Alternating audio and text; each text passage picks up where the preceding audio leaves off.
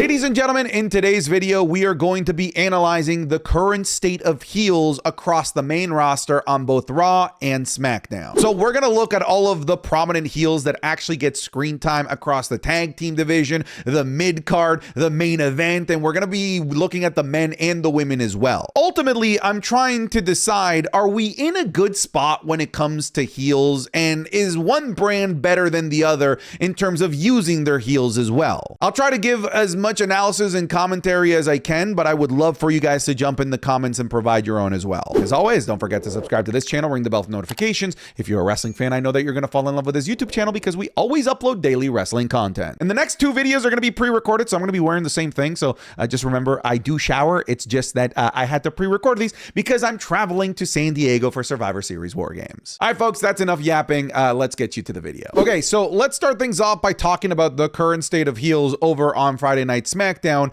And once I lay it out for you, I think you're gonna very quickly realize just how weak the heels division is on both the men's side and the women's side as well. Like, Smackdown desperately needs some help when it comes to heels, either by turning some baby faces heel, by bringing over some heels from Monday Night Raw, or by calling up some heels from NXT. When it comes to the mid-card, lower mid-card, DIY is kind of having to pull double duty. They're having to be both the heels of the tag team division while also at the same time being like the primary heels in the mid-card, as well as they are the only heels that are really feuding with the current United States champion, Ilya Dragunov. Yes, Ilya Dragunov is doing all of his open challenge stuff, but the majority of the people that have answered his challenge have been baby faces. The last heel that answered his challenge was JD McDonough, who's not even on Friday Night Smackdown. The only ones that Ilya Dragunov has had any sort of like narrative interaction with have been, of course,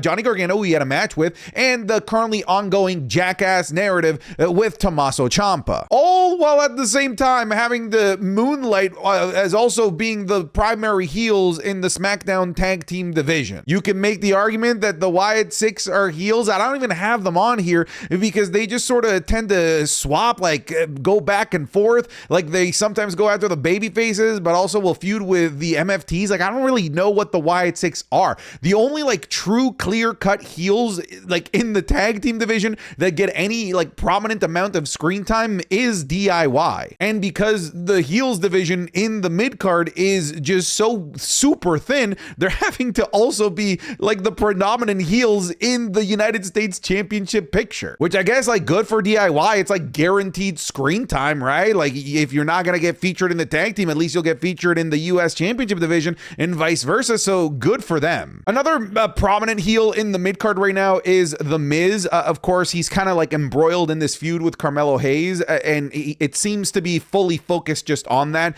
It doesn't seem like The Miz is going after the United States Championship or has aspirations of anything bigger aside than just taking out Carmelo Hayes at the moment. And I love The Miz, don't get me wrong, but we are at the point in The Miz's career where you can't truly like rely on The Miz to be like one of your top heels on any one brand, Raw or SmackDown at this point. He is in the perfect spot that he needs to be in, which is to be working alongside younger talent like Carmelo Hayes to put them over. But unfortunately, like, The Miz is like one of the most reliable heels that they have on Friday Night Smackdown because the rest of the list is still like pretty sparse. I think part of the reason why the list of heels on SmackDown feels as sparse as it is because 5 of them are in one faction, that being the MFTs, who are heavily featured as like the big bullies of Friday Night SmackDown, sometimes being in the tag team division, sometimes being in the United States Championship division, with Tama Tonga potentially challenging here for the United States Championship sometime soon. Solo Sikoa seems a little bit directionless. This whole faction kind of just seems directionless overall. I don't really know what their overall purpose is or what they're trying to achieve or what their common goal as a group ultimately is, which just kind of makes them difficult to really fully understand and get invested in as heels when it feels like they themselves, and by they themselves I mean WWE writers, don't really even know what to do with MFT to begin with. I know this is a little bit of a weird statement, but like, you can make a strong argument that Aleister Black is probably the top heel on Friday Night SmackDown. He's probably like the most protected heel on Friday Night SmackDown. It's not often that he takes clean losses. More often than not, if he's taking a loss, it's because Damian Priest is getting involved. But speaking of Damian Priest, the predominant problem with Aleister Black is that they just refuse to allow him to move on from this Damian Priest feud that has now been going on for like seemingly like half of the year now. And it should be over. Like, they had a last man standing match. That to me is what signals the end of the feud. That's it. That's all she wrote. Bada bing, bada boom. Realest guys in the room. Let's move on. But WWE continues to just go back to the same well with Aleister Black. And even though he is evolving as a character with now the addition of Zelina Vega, who now is no longer Vega. I think now she only goes by Zelina. Even though they are evolving his character, it still feels like he's just stuck in the same place, unable to move forward or backwards. And I say backwards because backwards would be going after the United States Championship, but that would feel like a demotion from him, considering he feels like he could be so close to the Undisputed Championship, but that also somehow feels ridiculously far away when Cody Rhodes decides to go gallivant over on Monday Night Raw and not defend the championship against the heels on Friday Night SmackDown. I had said that Aleister Black is the top heel on Friday Night SmackDown, or at the very minimum, the most protected heel, because the real top heel of Friday Night SmackDown is Drew McIntyre, but he is like the polar opposite when it comes to being protected. This guy just takes L after L after L, and unfortunately, enough of these L's have compounded enough where it's kind of taken away from that allure, that mystique, that danger that somebody like a Drew McIntyre brings to the table. And folks, that's kind of it for the men. Like, those are like the predominant heels that are actually getting screen time. Sure, like we could talk about like Los Garza if you really wanted to, but like they don't really impact much when it comes to giving us a wealth of different characters as heels on Friday Night SmackDown, because they rarely ever get featured. I hope that now by laying it out, you can see just how like ridiculously thin the heel side of things is on Friday Night SmackDown. Like, none of these heels feel like they are on par enough to actually be a threat to Cody Rhodes. The only one is Drew McIntyre, but WWE has fed him enough time to Cody Rhodes where he now just sort of feels like a random stepping stone. He doesn't feel like an actual threat to Cody. The SmackDown men's heels desperately needs some new blood, and I think it's just as simple as bringing in a Randy Orton, turning him heel, maybe a Jacob Fatu going heel. This division like has been desperately missing that piece, and that piece is clearly Kevin Owens. There are ways to fix this. The bodies are there. You can absolutely like add more to this heels grouping on Friday Night SmackDown, because right now it is incredibly lackluster. If you thought it was bad for the men on SmackDown, it's arguably in worse shape for the women over on Friday Night SmackDown. We have Chelsea Green. I think like there's nothing wrong here. I think that she is playing her role perfectly as the cowardly heel mid-card champion. I think that everything that they're doing right now with Chelsea Green is perfect. Nia Jax and Lash Legend is a really interesting situation because they kind of become irrelevant after War Games, because they're a tag team, but they're on SmackDown, but the women's champions are over on Monday Night Raw, feuding with everybody on Monday Night Raw, likely not coming over to Friday Night SmackDown to defend anytime soon. On top of that, the current women's tag team champions are heels, so having another set of heel tag teams doesn't really like amount to a heck of a whole lot. They're actually going to be a lot more valuable and frankly a lot more needed if they were actually to split up and go their separate ways. I'm significantly a lot more interested in terms of like what WWE is going to do with a Lash Legend. I feel like the sky's the limit with a Lash Legend. I feel like we have seen what we need to see out of Nia Jax. We've seen her enough in the Women's World Championship picture where I think there's enough fatigue where like I think we're kind of cool with it, and we don't want to see that for a while now. But Lash Legend, if you told me that they're going to put her in the mid card, if you told me that they're going to put her in the Women's World Championship picture, I'm interested. I'm intrigued. But right now, as of the making of this video, they are kind of redundant when War Games ends. Julia, what do you want me to say? Like, what do you want me to do here? I can't do anything with Julia if WWE won't do anything with Julia. Julia is one of like the biggest travesties out of all of the heels that we're talking about here. This is somebody that they absolutely could have built the women's mid-card division around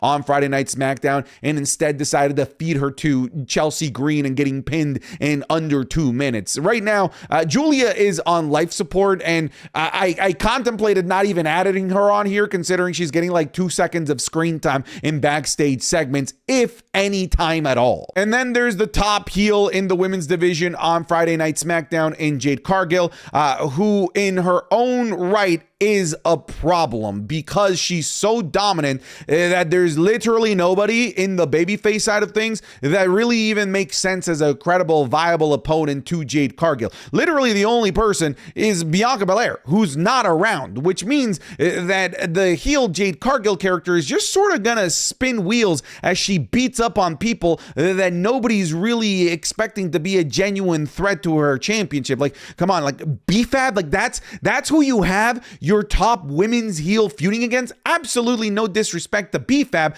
but they need to figure out what BFAB is. Is she the stepping stone to the mid card, or is she the stepping stone to the main event scene? Because I don't think that you can really play both. Anyways, it feels like the Jade Cargill heel character is in stasis until they bring back a credible babyface, maybe bring back Tiffany Stratton, but literally the only one that comes to mind is unfortunately Bianca Belair, who's injured, unless they start getting creative and start bringing over Alexa Bliss and Charlotte Flair and removing them from the tag team picture and putting them in the singles environment so that heel Jade Cargill can actually flourish against an actual worthy opponent to develop against. All right, now let's go over to Monday Night Raw. I will say things for heels on Monday Night Raw are significantly better, like across the board, both men's and women's. Let's start off with the women here. When it comes to the mid card or the main event, you have Becky Lynch. The beautiful thing about Becky Lynch is that clearly she is down to clown. She can play any role. She was in the tag team division at the start of her return at WrestleMania 41.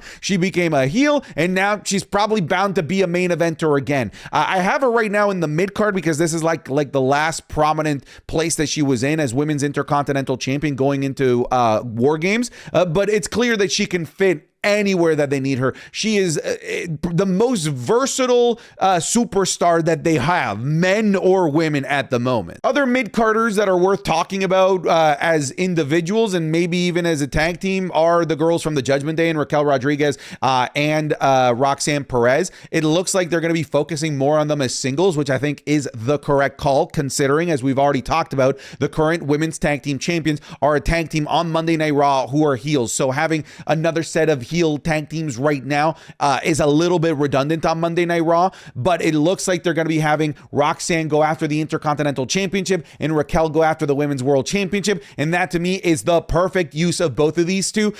So they're doing everything right with these two as far as I'm concerned. I don't think that they're going to be winning these championships anytime soon, maybe the IC title, but at least they're using them, and they're using them well as heels. Ivy Nile, not really much to talk about. She really just made her return on Friday Night SmackDown. It's only really worth talking about Ivy Nile right now because of her prospect of maybe becoming the next Women's Intercontinental Champion, and the fact that she really is a natural, great next first challenge for Maxine Dupree, who is kind of like this unproven rookie champion. Having to prove herself against a pitbull like an Ivy Nile, I think, is a great first step for a Maxine Dupree. I don't know if they'll pull the trigger on an Ivy Nile, but at the very least, having this Women's Intercontinental Championship picture open up the way that it has allows us to get Ivy Nile be featured more on our screens, which is a good thing for all of us. We've already talked about them, the women's tag team champions, Asuka and Kairi Sane. They are also a two-headed beast because they can play the role of heels in the tag team division. Kairi can play a role of a heel in the mid card, and Asuka can play a role of a heel in the main event scene. They are incredibly versatile and super valuable to the heels ecosystem on Monday Night Raw. Like I said, the Monday Night Raw side of things are significantly better off. Well, not entirely. Like right now, the top main eventer when it comes to heels on Monday Night Raw is Nikki Bella. She is the one that's vying after the Women's World Championship. I do think that she plays the heel role significantly better than a babyface. I don't think that many people really bought into babyface Nikki Bella, but heel Nikki Bella certainly feels right at home. I don't feel like her correct role is to be the top heel in the brand, but I do think it speaks volumes that WWE is willing to put the ball in her court for at least a pay-per-view cycle being the top heel in the brand until the other top heels become free, like the Becky Lynches of the world. So yeah, there's just so many more women's heels and a lot more versatile women's heels, and it just feels like all of the different divisions have a really great synergy across from like lower mid-card, tag team, main event. It just feels like there is a prominent heel in all of those different aspects that are all getting TV time. So the women's heel division on Monday Night Raw, I would say, is perfectly healthy. In terms of the men, when it comes to the heels in the mid-card, like the top heel in the mid-card and arguably like a cusp away from being in the main event scene, is Dominic Mysterio. They are killing it with Dominic Mysterio, and it's clear that they have a lot of faith in Dominic Mysterio, considering they've given him 2 championships, considering they're having him feud with both Rey Mysterio and John Cena basically simultaneously, and letting him be the flag bearer of AAA as well, a brand that WWE is really trying to get off the ground running. So when it comes to Dominic Mysterio, like, you change nothing. You continue to go down the course that you're planning with him, because he is one of your megastars in the making.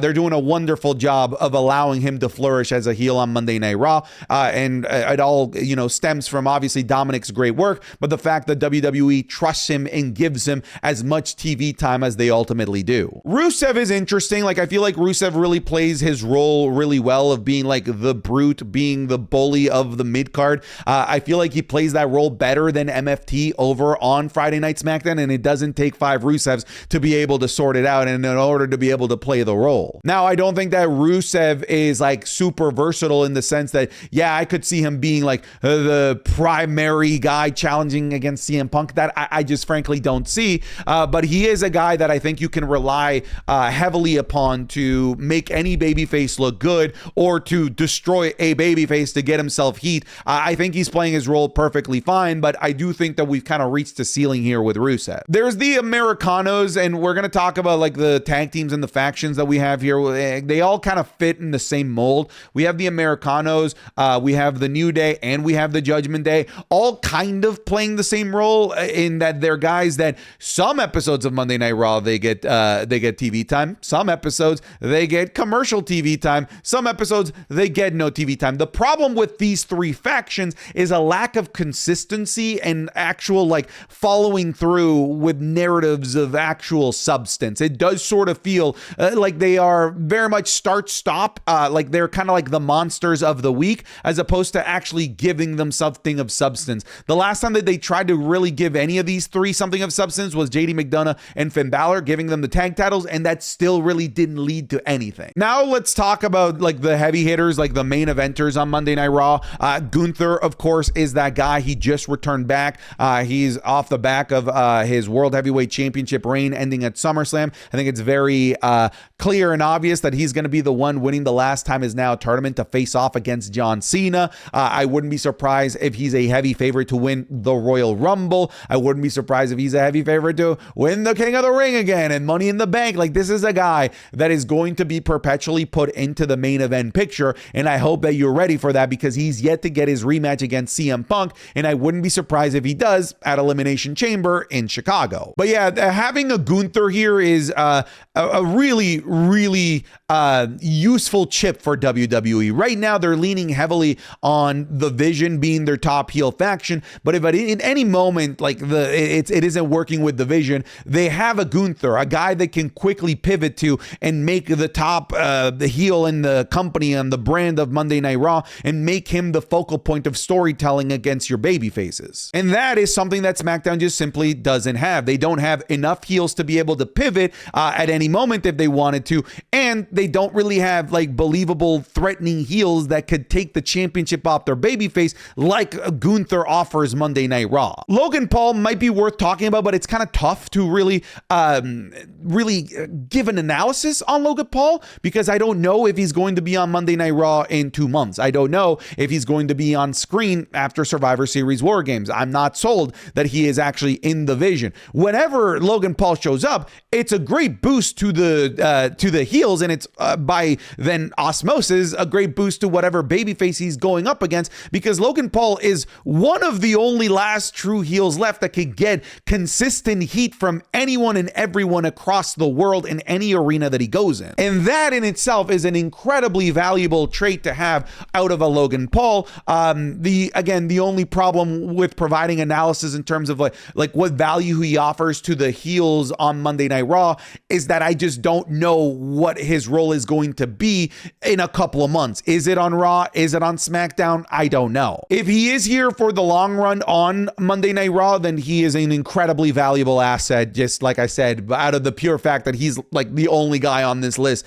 that is universally booed wherever it is that he goes. And then, of course, there's the Vision, which would be significantly a lot stronger and significantly more valuable if it still had Seth Rollins. Obviously, it doesn't now. It is just Paul Heyman, Braun Breaker, and Bronson Reed. It feels like WWE doesn't want to like fully commit to these guys. Like they're kind of like 1 foot in, 1 foot out, especially when it comes to the expected push that we're all waiting for when it comes to Braun Breaker. Bronson Reed seems to have found his perfect niche as a heel on Monday Night Raw. Paul Heyman is Paul Heyman. The real unknown here is like, when are you going to actually strap the rocket to Braun Breaker and push him to the moon? And when you do, is it going to be as your top heel, or is he gonna have a Batista evolution moment where you're gonna push him as one of your top baby faces? That to me is still kind of up in the air as far as I'm concerned. And kind of similar to Logan Paul, I don't know what analysis I can really offer Brock Lesnar. Before this, he was on SmackDown. Now for this PLE cycle, he's on Raw. I wouldn't be surprised if next PLE cycle he's feuding with Cody, so he's part of SmackDown and not really like contributing this like long-term contributions to heels on Monday Night Raw. So I can't really offer anything, but when he is there, when he is on screen, he is the top heel in the entire company. There's no doubt about that. And that's kind of it on Monday Night Raw and Friday Night SmackDown. Like, I think it's very clear that they've got it way more figured out over on Monday Night Raw. And I just don't think it's just by sheer volume, by the simple, arithmetic of Raw has more, ergo Raw is better in terms of heels. I think that just the heels on Monday Night Raw are playing the role better. I feel like the heels on Monday Night Raw are dispersed a lot better as well, and they feel like genuine threats. Like over on SmackDown, both the women's and the men's heels, the ones that are threats, feel directionless, and most of them just simply aren't threats at all. So my conclusion here is we got to start cross-pollinating a little bit more, sending over some of these heels that we talked about, both men and women, from Monday Night Raw over to SmackDown, because SmackDown is in desperate need of heels. All right, folks, thank you so much for watching today's video. Hopefully you enjoyed this analysis, but I'll talk to you guys soon. Take care. Goodbye. Get out of here.